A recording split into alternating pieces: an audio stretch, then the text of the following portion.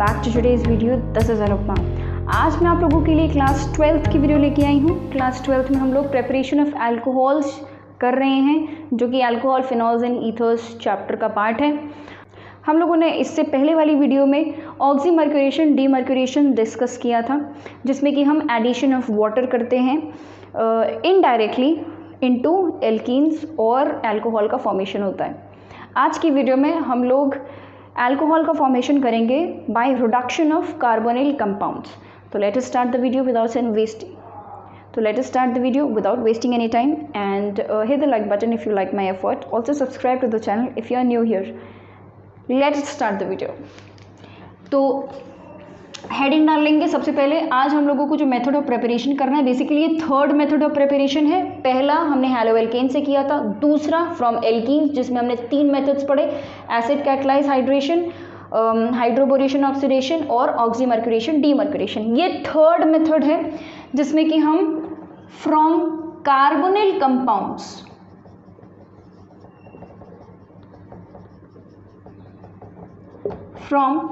Carbonyl compounds से हम लोग अल्कोहल का प्रिपरेशन करेंगे। अब देखिए, सबसे पहले तो समझते हैं कि कार्बोनिल कंपाउंड्स कौन से होते हैं। जितने भी कंपाउंड जिसमें C डबल बॉन्ड O ये वाला पार्ट अगर आपको दिखेगा कहीं पर, तो उसको हम बोलते हैं कार्बोनिल कंपाउंड। ये कार्बोनिल ग्रुप है, ये एक फंक्शनल ग्रुप है जिसको हम बोलते हैं कार्बोनिल ग्रुप। और अगर जिस भी कंपाउंड में यहाँ पर आपको दिखेगा ये वाला पार्ट, तो वो कार्बोनिल कंपाउंड्स कहलाता है। यहाँ पे जो कार्बोनिल कंपाउंड्स हमें यूज़ करना है वो है एल्डिहाइड्स और कीटोन। यानी कि हम करेंगे क्या, हम रिडक्शन करेंगे, reduction of aldehydes and ketones करेंगे। ठीक है, reduction of aldehydes and ketones, सबसे पहला पॉइंट। दूसरा पॉइंट ये है कि अगर मैं एल्डिहाइड यूज़ कर रही हूँ, अगर हम एल्डिहाइड यूज़ करते हैं तो मुझे 1 डिग्री अल्कोहल मिलेगा। अगर मैं कीटोन यूज़ करती हूँ तो मुझे 2 डिग्री अल्कोहल मिल जाएगा। ठीक है। तीसरी बात जो यहाँ पर आपको ध्यान रखनी है वो ये है कि 3 डिग्री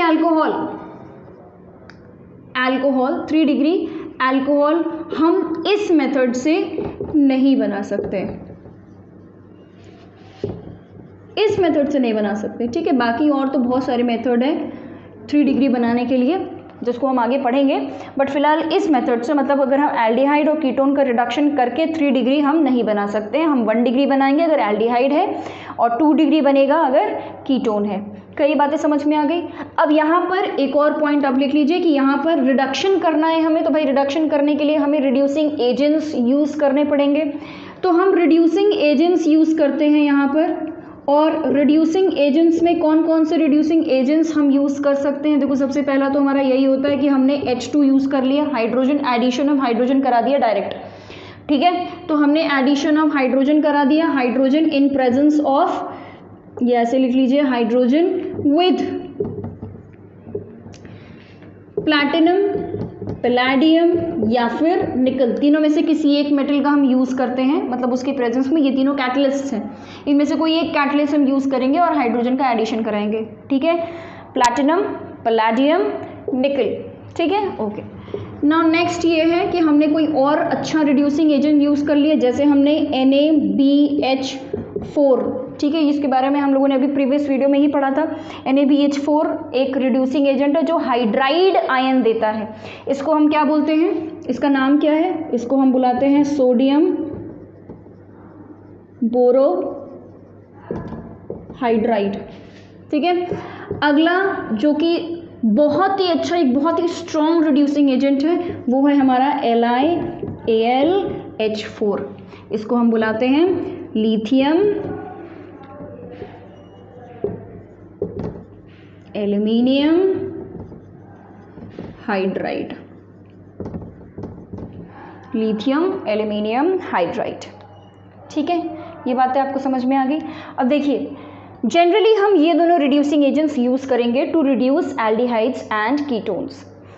LiAlH4 हम यूज़ कर सकते हैं एल्डिहाइड और कीटोन्स को रिड्यूस करने के लिए, कोई बड़ी बात नहीं है। लेकिन LiAlH4 काफ़ी स्ट्रॉन्ग रिड्यूसिंग एजेंट है और काफ़ी एक्सपेंसिव है, तो जब हमारा काम इन दोनों से हो जाता है तो हम LiAlH4 जनरली अवॉइड करते हैं यूज़ करना। हम इसको वहीं यूज़ करेंगे जहाँ पर इन दोनों से काम ना बन पाए। जैसे कि अगर हमें किसी एसिड को रिड्यूस करना है, तो अगर एसिड को रिड्यूस करने के लिए हमें रिड्यूसिंग एजेंट चूज़ करना पड़ेगा, तो उस केस में हम NaBH4 से नहीं यूज़ कर सकते, बिकॉज है तो ये सस्ता, लेकिन वहाँ पर ये इतना स्ट्रॉन्ग रिड्यूसिंग एजेंट नहीं है कि ये एसिड्स को रिड्यूस कर सके। वहाँ पे हमें LiAlH4 ही यूज़ करना पड़ेगा, although it is very very expensive, so we avoid using it, rather we use these two. ठीक है, लेकिन अब जब काम नहीं बन पाएगा तो फिर क्या करेंगे, महंगा हो तो क्या करना, यूज़ करना ही पड़ेगा।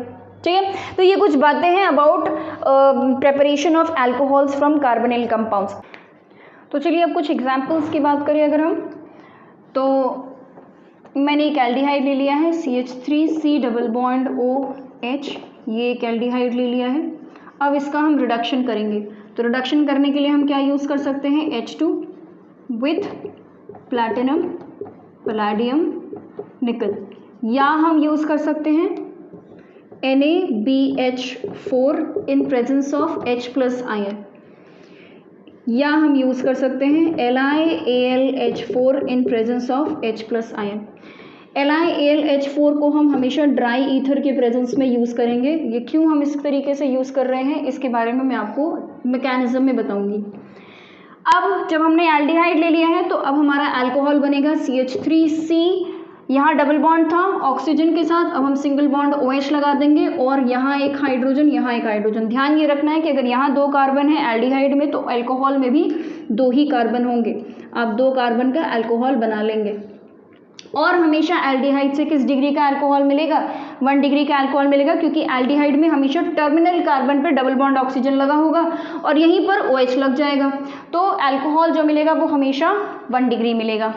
अच्छा, अगर मैंने कोई कीटोन ले लिया, मान लीजिए मैंने ये एक कीटोन ले लिया, तो इसमें भी सेम रिड्यूसिंग एजेंट्स हम यूज़ करेंगे। मैंने और करके लिखा हुआ था यहाँ पर, और मैंने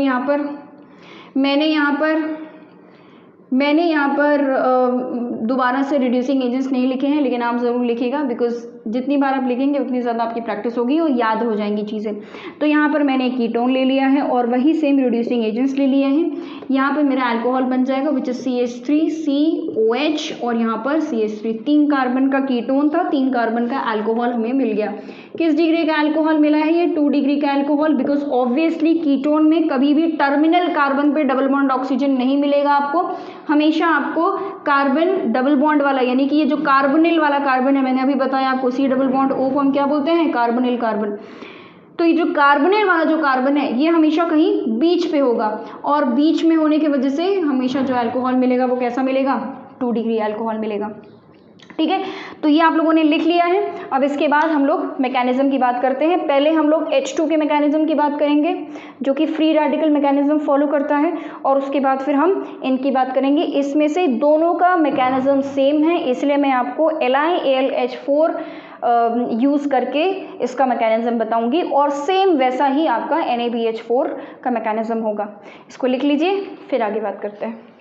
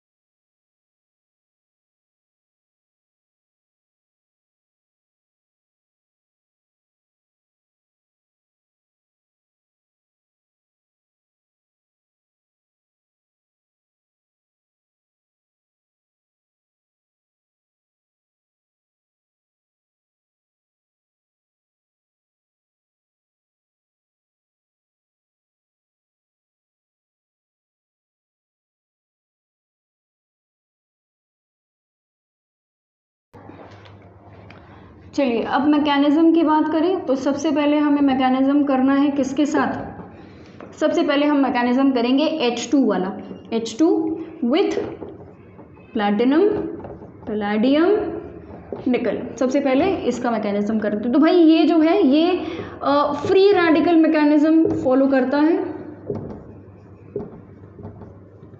फ्री रेडिकल मैकेनिज्म यहाँ पर फॉलो होता है, ठीक है। अब फ्री रेडिकल मैकेनिज्म कैसे फॉलो होगा, फ्री रेडिकल मैकेनिज्म कैसे फॉलो होगा जरा देखें।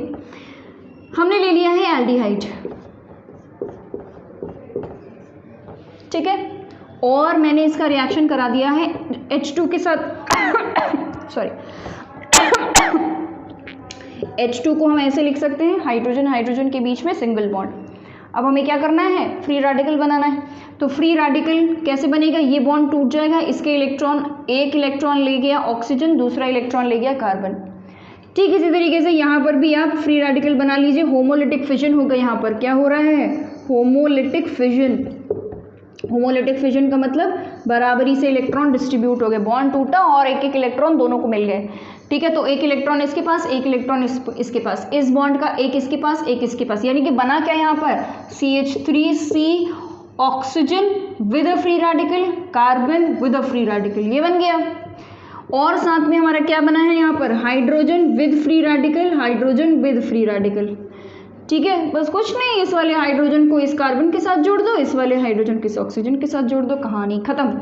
और ये हो जाएगा CH3COH, ये हो गया H, ये हो गया H, और हमें हमारा अल्कोहल मिल गया, क्योंकि हमने यहाँ पर एल्डिहाइड लिया था, इसलिए यहाँ पर 1 डिग्री अल्कोहल बन गया है हमारा। तो बड़ा ही सिंपल सा सीधा सा मैकेनिज्म है। मैकेनिज्म ऑल्दो बहुत ज़्यादा इंपॉर्टेंट यहाँ पर नहीं है इसका, ठीक है। ऑब्वियसली अब इतना आसान मैकेनिज्म तो एग्जाम में पूछेगा नहीं, but still you must remember कि यहाँ पर फ्री रेडिकल मैकेनिज्म से ये रिएक्शन हो रहा है। अब अगली हेडिंग डालेंगे हम, मैकेनिज्म करेंगे रिड्यूसिंग एजेंट्स के साथ, जैसे कि LiAlH4 और NaBH4। लिख लीजिए इसको। चलिए अब ज़रा फटाफट से हेडिंग डाल लीजिए, फ्रॉम मैकेनिज्म ऑफ LiAlH4 और NaBH4। ये दूसरा मैकेनिज्म है, किसके साथ करना है, विद LiAlH4 और NaBH4, lithium aluminium hydride, sodium borohydride, ठीक है। अब ज़रा इनकी बात करते हैं, पहले तो हम इनके बारे में डिस्कस कर लें, उसके बाद फिर मैकेनिज्म की बात करेंगे। ये है हमारा LiAlH4 और ये है मेरा NaBH4। देखते हैं ज़रा ये काम कैसे करते हैं। भाई ये रिड्यूसिंग एजेंट्स है, रिड्यूसिंग एजेंट्स का काम क्या है, क्या ये काम करते क्या है कि ये दूसरों को रिड्यूस करते हैं, और किसी बगल वाले को अगर रिड्यूस करना है तो उसमें अगर हम हाइड्रोजन ऐड करा दें तो उसका एडिशन ऑफ हाइड्रोजन हो गया, और एडिशन ऑफ हाइड्रोजन मतलब रिडक्शन। तो बेसिकली करते क्या है, ये हाइड्रोजन दूसरों को देंगे। कैसे देंगे देखो ज़रा, LiAlH4 को मैंने इसको आयंस में तोड़ दिया, तो LiAlH4 को आयंस में तोड़ेंगे तो एक आयन तो यही बन जाएगा भाई Li पॉजिटिव अलग हो गया, फिर क्या बचा AlH4 में AlH3, ठीक है, एक पार्ट ये टूट गया, और AlH3 के बाद और क्या बचेगा यहाँ पर H माइनस।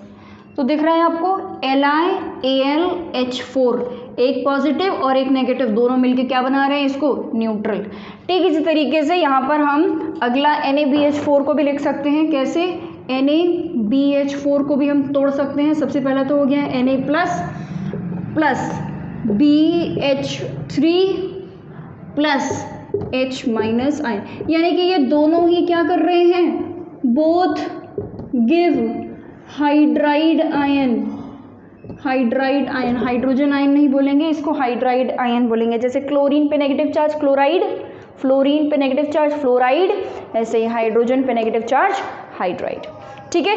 तो इस तरीके से ये H माइनस आयन जो है दूसरों को देंगे और उनका रिडक्शन कराएंगे।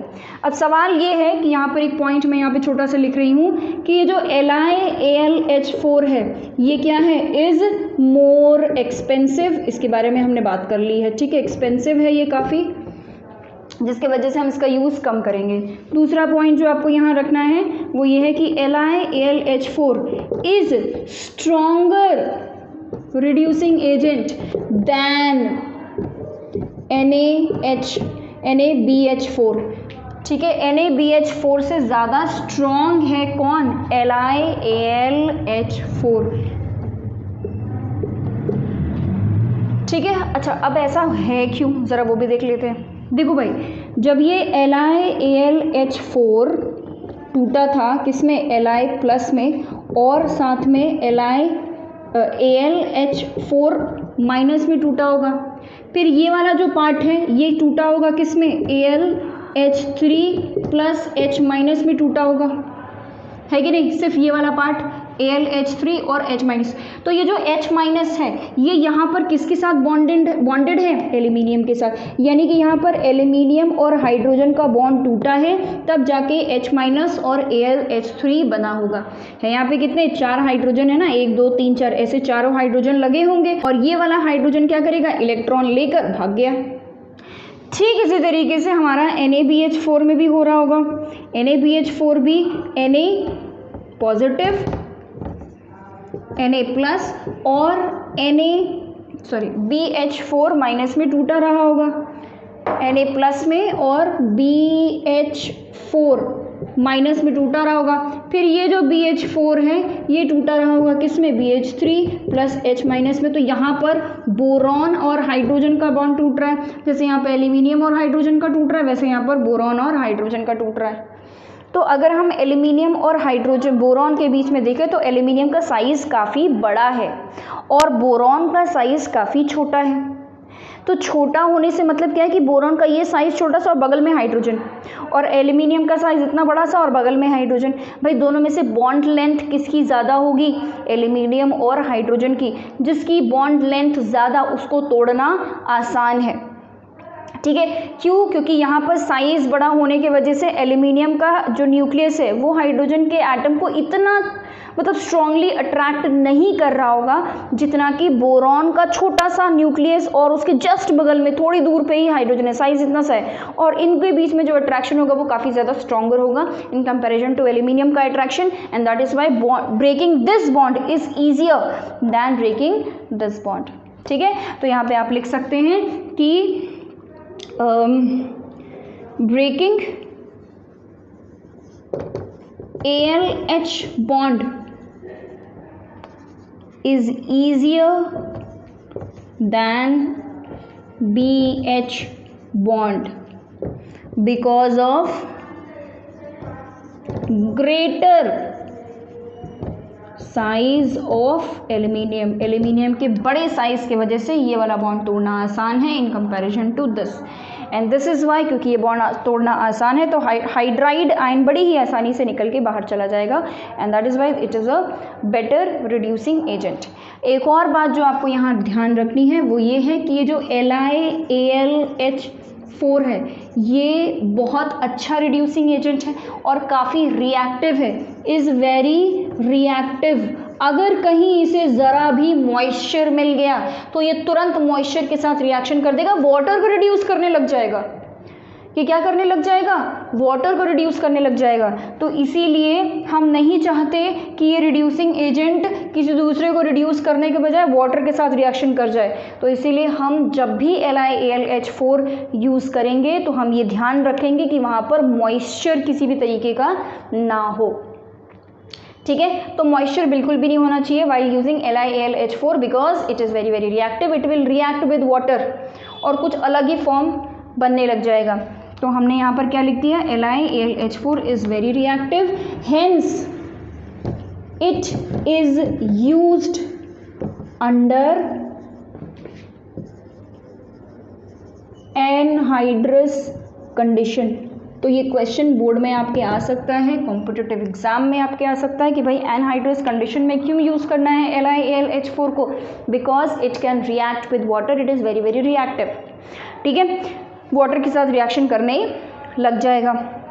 अच्छा, एनहाइड्रस कंडीशन में यूज़ करना है हमको, इसीलिए आपने देखा होगा कि जब मैंने इससे पहले रिएक्शंस लिखाए हैं एग्जाम्पल वाले, तो उसमें मैंने LiAlH4 के बगल में क्या लिखवाया है, ड्राई ईथर, यानी कि हम इसको कैसे यूज़ करते हैं, ड्राई ईथर। ड्राई ईथर क्या करेगा, जो कंडीशन है उसको बहुत ज़्यादा ड्राई रखेगा, मॉइस्चर की एग्जिस्टेंस नहीं होने देगा। तो इसीलिए जब भी हम LiAlH4 यूज़ करेंगे we will keep in mind कि हमें ड्राई ईथर यूज़ करना है, ताकि जो कंडीशन हो वो एनहाइड्रस हो, यानी कि विदाउट वाटर। एनहाइड्रस मतलब विदाउट मॉइस्चर नहीं होना चाहिए। ठीक है, ये बातें समझ में आ गई रिड्यूसिंग एजेंट्स के बारे में। अब ज़रा मैकेनिज्म पे चलते हैं कि हमको मैकेनिज्म देखना है कि ये कैसे रिडक्शन कर रहा है और अल्कोहल का फॉर्मेशन हो रहा है। इसको लिख लीजिए, फिर आगे बात करते हैं। तो चलिए मैकेनिज्म देखते हैं। मैकेनिज्म हम किसका कर रहे हैं, देखिए मैंने फिर से हेडिंग में डाल दी। फ्लो में क्या लिखी थी हेडिंग, विथ LiAlH4 और NaBH4। ठीक है, चलिए सबसे पहले हम ले लेते हैं एक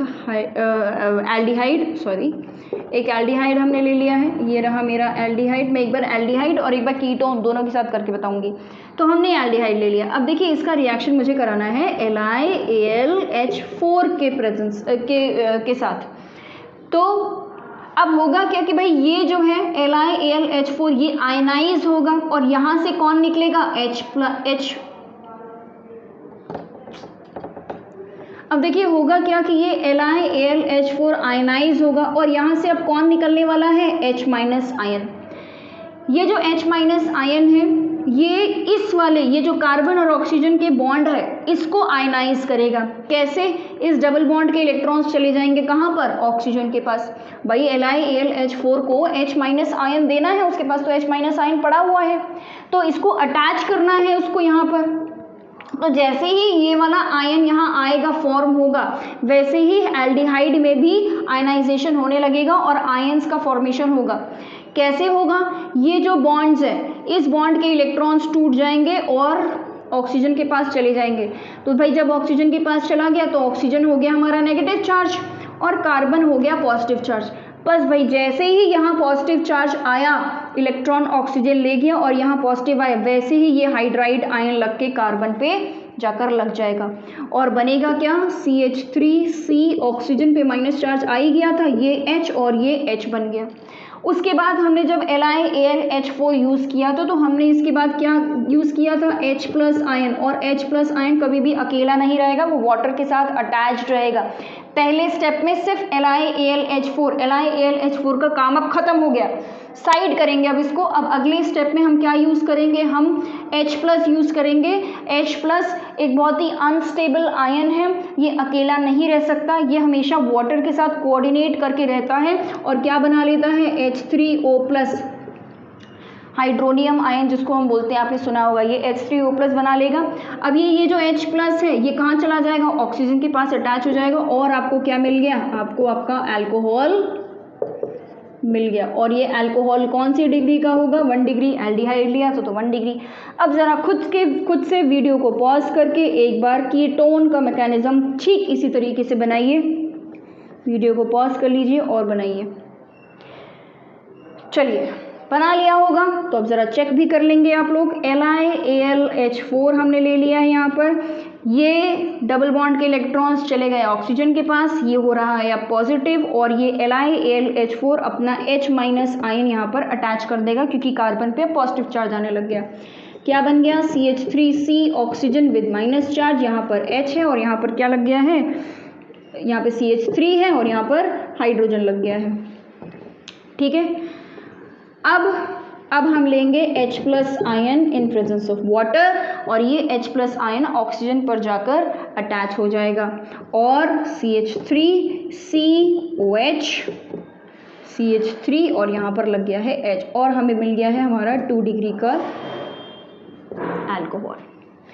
ठीक है, तो इस तरीके से हमारा अल्कोहल का प्रिपरेशन होगा bye reduction of carbonyl compounds that is aldehyde और कीटोन। ऑल राइट, सो यहाँ पर वीडियो वाइंड अप कर रहे हैं। आज हम लोगों ने प्रिपरेशन ऑफ अल्कोहल कर ली from reduction of carbonyl compounds that is aldehydes and ketones. और हम लोगों ने साथ में ये भी समझा कि LiAlH4 और NaBH4 किस तरीके से कंपाउंड्स को या मॉलिक्यूल्स को रिड्यूस करते हैं। So thank you for watching this video till the end and अगली वीडियो ज़रूर देखिएगा, बिल्कुल मत भूलिएगा उसको देखना, क्योंकि अगली वीडियो हमारी reduction of acids and acid derivatives पे आएगी और हम उस मेथड से अल्कोहल का प्रिपरेशन करेंगे। So if you like my effort then hit the like button and subscribe to the channel. Also अगर आपको चीज़ें समझ में आ रही हैं तो डेफिनेटली उसको कमेंट में मेंशन करिए, मुझे बहुत मोटिवेशन मिलेगा। Thank you and bye bye.